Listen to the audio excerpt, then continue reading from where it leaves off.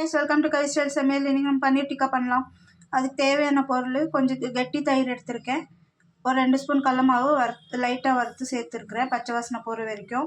இஞ்சி பூண்டு paste 1 spoon, 1 spoon மிளகாத்தூள், ஆஃப் லெமன் ஜூஸு, கொஞ்சமாக உப்பு, மஞ்சத்தூள், கொஞ்சமாக கசூரி மேத்தி, கொஞ்சம் சாட் மசாலா இதெல்லாம் சேர்த்துருக்குறேன். இப்போ இதை நல்லா மிக்ஸ் பண்ணிக்கலாம். அப்புறம் ஒரு 2 ஸ்பூன் எண்ணெய் சூடு பண்ணி சேர்த்துருக்குறேன். கடுகு எண்ணெய் இருந்தால் நல்லாயிருக்கும். நான் நார்மல் ரிஃபைண்ட் ஆயில் சேர்த்துருக்கேன். இதை நல்லா மிக்ஸ் பண்ணிக்கலாம். இப்போது ஆனியன் இந்த மாதிரி ஸ்லைஸ் பண்ணி எடுத்து வச்சுருக்கேன், க்யூப்ஸ் மாதிரி. பன்னீரும் இந்த மாதிரி க்யூப்ஸ் பண்ணி வச்சுருக்கேன். இப்போ இதை அதில் போட்டு நல்லா மேரினேட் பண்ணிக்கலாம். இப்போ மேரினேஷன் பண்ணியிருக்கேன். இந்த ஸ்டூவில் அதெல்லாம் குத்தி எடுத்துக்கலாம். இப்போ இப்படி ரெடி பண்ணி வச்சுருக்கேன்.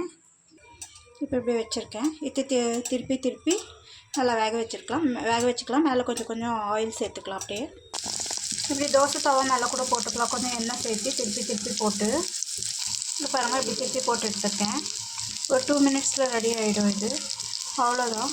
நல்லா புளிப்பாக, உப்பு காரம் எல்லாம் நல்லா டேஸ்ட்டாக செம்மையாக இருக்கும். ட்ரை பண்ணி பாருங்கள். தேங்க்யூ.